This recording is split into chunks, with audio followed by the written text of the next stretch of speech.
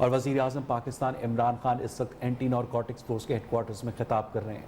افغانستان میں جہاد ہو رہی تھی تو تب پہلی دفعہ ڈرگز کا سنا کہ پاکستان میں ڈرگز آنی شروع ہوئی ہیں اور یہاں سے آگے جاتی تھیں، تو تب کسی نے اس کو اتنا سیریس نہیں لیا، اس لیے کہ لوگ سمجھتے تھے کہ ڈرگز چلیں ٹھیک ہے، ہمارا ملک تو نہیں نقصان ہو رہا، باہر جا کے بکتی ہوں گی، ٹھیک ہے، کوئی موٹیویشن نہیں تھی۔ لیکن ایک اللہ کا قانون ہے، جب بھی آپ اس چیز کی اپنے معاشرے میں اجازت دیتے ہیں جس کو اللہ نے منع کیا ہو، یہ ہو ہی نہیں سکتا کہ وہ آپ کے معاشرے میں نقصان نہ پہنچائے۔ جتنی بھی اللہ نے قرآن میں چیزیں کہی ہوئی ہیں وہ انسان کی بہتری کے لیے، اللہ کو تو ہم کسی چیز کا فائدہ پہنچا سکتے ہیں، تو جب ہم اس کے احکامات پہ عمل کرتے ہیں تو اپنا فائدہ کرواتے ہیں۔ تو یہ میں نے اپنی خود دیکھا کہ جو لوگ، اور میں 80s کی بات کر رہا ہوں، تو جنہوں نے ڈرگ سے پیسہ بھی بنایا، معاشرہ ان کو کوئی برا نہیں سمجھتا تھا۔ میں نے کئی دفعہ فنکشنز اٹینڈ کی جب میں کرکٹ کھیلتا تھا، تو ادھر کئی لوگ بات کرتے تھے کہ یہ اس نے، سب کو پتا ہوتا تھا کہ ایک آدمی نے ڈرگز کے ذریعے بہت پیسہ بنایا، لیکن کیونکہ پیسہ بنایا تھا اس کو ایکسیپٹیبل تھا وہ معاشرے کے اندر۔ یہ ہمارا سب سے بڑا، اگر میں آپ کو کہوں کہ ہماری معاشرے کی بدقسمتی سب سے بڑی کیا ہوئی، کہ ہم نے ان لوگوں کو اپنے معاشرے میں ایکسیپٹیبل بنا لیا، ان کو ہم نے معاشرے میں عزت بھی دی جو کہ ناجائز طریقے سے پیسہ بناتے تھے، کرپشن سے پیسہ بناتے تھے، ڈرگ سے پیسہ بناتے تھے، اس کا پھر نقصان ہونا تھا معاشرے پہ۔ اور آہستہ آہستہ پہلے ہم نے سوچا کہ یہ تو صرف ڈرگز باہر جا رہی ہیں، چلیں جی پاکستان میں پیسہ آ رہا ہے، لیکن اس پیسے نے بھی پاکستان کو نقصان پہنچایا۔ وہ پیسہ غلط طرف استعمال ہوتا تھا، رشوتیں میں دینے میں، لوگوں کو خریدنے پہ استعمال ہوتا تھا، کرپشن بڑھاتا تھا وہ پیسہ، غلط قسم کی پولیٹیشنز کی کیمپین کو بیک کرتا تھا۔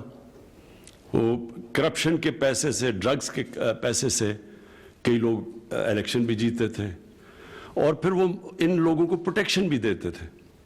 تو آج ہمارا یہ صورتحال ہے کہ ابھی اعظم سواتی نے جو آپ کو بتایا کہ تقریباً 70 لاکھ لوگ پاکستان میں ڈرگ ایڈکٹس بن چکے ہیں۔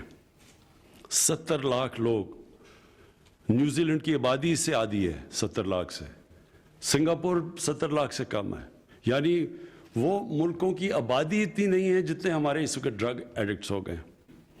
اور یہ کیونکہ یہ ان کی لوگوں کو زیادہ پتہ نہیں، یہ سمجھ جائیں کہ جو ایک گھر کے اندر ایک ڈرگ ایڈکٹ آ جاتا ہے تو وہ سارے گھر کو تباہ کر دیتا ہے۔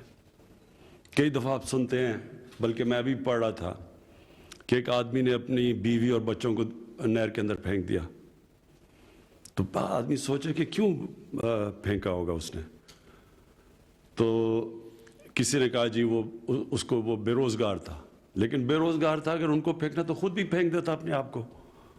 بعد میں پتہ چلا کہ وہ ڈرگ ایڈکٹ تھا۔ تو ڈرگ ایڈکٹس جو تباہی مچاتے ہیں، اگر باپ ڈرگ ایڈکٹ ہے تو اپنے بچوں کی زندگی، اپنی بیوی کی تباہ کر دیتا ہے۔ اگر ایک بیٹا ڈرگ ایڈکٹ ہو جاتا ہے گھر کے اندر، وہ اپنی ساری فیملی تباہ کر دیتا ہے، ماں باپ کی زندگی تباہ کر دیتا ہے۔ اور یہ کیونکہ سائلنٹ کلر ہے، اس کا پتہ نہیں چلتا، لوگ اس کی زیادہ بات نہیں کرتے، اور معاشرے کو اس کی اہمیت کا نہیں پتہ کہ یہ کس طرح کی ایک کینسر پھیلتی جا رہی ہے معاشرے میں۔ اور اب جو سب سے خوفناک چیز ہے، اب یہ جو سنتھیٹک ڈرگ ہے، آئس، یہ اسکولوں کے اندر پھیلتی جا رہی ہے۔ پہلے تو یونیورسٹیز میں سنتے تھے ڈرگز کا، اب اسکولوں کے اندر۔ میں نے جب آئی جی اسلام آباد سے میں نے کرائم کی فگر لی، تو انہوں نے مجھے بتایا کہ یہ اسکولوں کے اندر آئس پھیل گئی ہے، یہ جو سنتھیٹک ڈرگ ہے۔ اب یہ سمجھ جائیں کہ اگر ایک اسکول کے بچہ شروع ہو جائے ड्रग्स के ऊपर, इसका मतलब ये है कि ना वो पढ़ सकता है सही तरह, क्योंकि ड्रग सबसे पहले मुतासर करती है आपका डिसिप्लिन, और फिर जो पढ़ने के लिए डिसिप्लिन है वो मुतासर करती है, और फिर वो कैरेक्टर बदल देती है इंसान का। जो स्ट्रगल होती है ज़िंदगी की, वो स्ट्रगल ही नहीं कर सकता। और जो भी एक नौजवान जब वो पढ़ रहा होता है, स्ट्रगल कर रहा होता है, अपने माँ बाप उसके ऊपर पैसे खर्च कर रहे होते हैं कि वो आगे होगा, बड़ा काम करेगा, नौकरी करेगा, वो सब कुछ उसकी मुतासर होती है। और उसके अलावा जो सेहत के ऊपर इम्पैक्ट पड़ता है, और फिर जो जितनी छोटी उम्र में ड्रग्स का इस्तेमाल शुरू करो, उतना ही ज़्यादा मुश्किल होता है वो ड्रग्स को छोड़ना। और इसलिए ये जो साइलेंट किलर है, ये जो अब हमारे स्कूलों के अंदर भी चला गया और यूनिवर्सिटीज़ में भी चला गया, इसलिए मैं आज ख़ास तौर पर यहाँ आया हूँ कि इसके लिए सिर्फ ANF नहीं इसका मुकाबला करेगी, पूरे माशरे को इसका मुकाबला करना पड़ेगा। सारी सोसाइटी मिलके क्राइम को फाइट करती है। कभी भी सिर्फ पुलिस से क्राइम फाइट नहीं होती, या किसी लॉ इन्फोर्समेंट एजेंसीज अकेली सिर्फ क्राइम फाइट नहीं करती। एक माशरा क्राइम से लड़ता है। जब करप्शन एक माशरे में फैलती है, तो जब तक कि माशरा वो करप्ट लोगों को बुरा नहीं समझता, वो करप्शन नहीं रुक सकती। सिर्फ नैब से करप्शन नहीं रुक सकती, या एक इंसाफ के निज़ाम से। माशरा एक जो माशरे के अंदर जो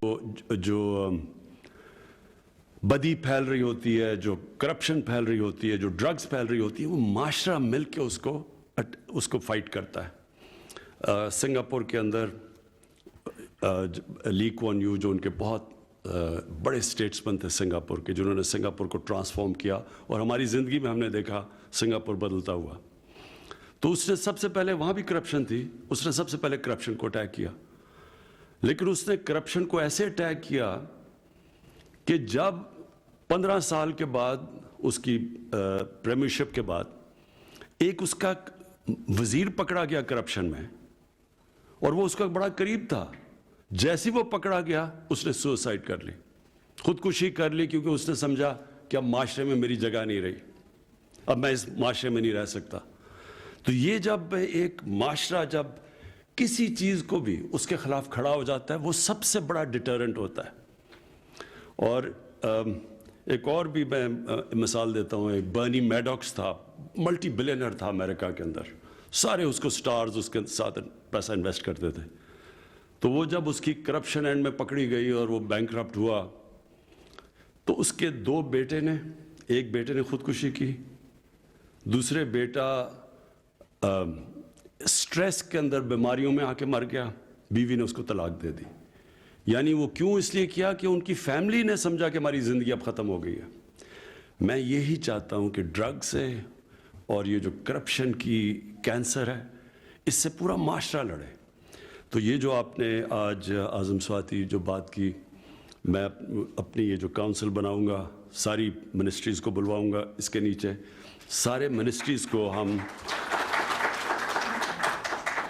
सब मिनिस्ट्रीज़ को हम तैयार करेंगे कि वो सब एजुकेशन की मिनिस्ट्री अपना पार्ट प्ले करे, अपनी जो हमारी हेल्थ मिनिस्ट्री है वो उसकी अवेयरनेस रेज करे, और पूरा मिल के एक माशरे को, अब हम ये नारकोटिक्स के ऊपर एक पूरा प्रोग्राम बनाएंगे, क्योंकि इसका सबसे बड़ा ख़तरा अब हमारी यूथ को है, नौजवान, हमारा जो आने वाली नस्ल है, उसको अब हमने बचाना है इससे।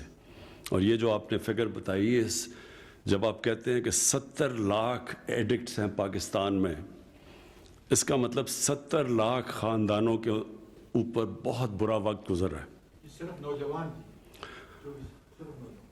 70 लाख नौजवान का मतलब कि 70 लाख घरों के अंदर अजाब आया हुआ है अल्लाह का। किसी ने अगर कभी आप पूछें किसी से कि घर के अंदर अगर कोई ड्रग एडिक्ट हो जाता है तो उस सारे घर के ऊपर क्या गुजरती है। तो इसलिए हम इस माशरे को प्रोटेक्ट करेंगे।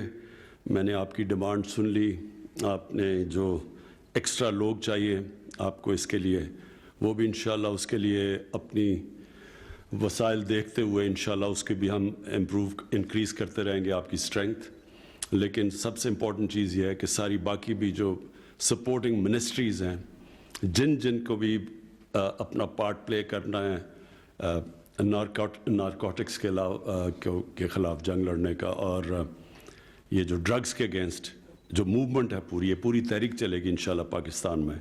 तो इंशाल्लाह ये सारी, मैं अगले हफ्ते इसकी मीटिंग बुलाता हूँ, तो हम आगाज़ करेंगे अपना कि सारे मुल्क में सारा मुल्क मिल के इस कैंसर का इसके ख़िलाफ़ पूरी जंग लड़ेंगे। शुक्रिया।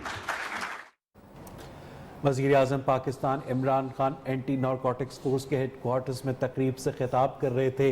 उनका ये कहना था कि इस वक्त पाकिस्तान में 70 लाख ड्रग एडिक्ट्स मौजूद हैं, जिसका मतलब है कि पाकिस्तान में 70 लाख ख़ानदान इस वक्त इब्तला में मुब्तला हैं, मुश्किल में गिरफ्तार हैं। यहाँ बुलेटिन में वक्त हुआ एक ब्रेक का। आप हमारे साथ रहिए।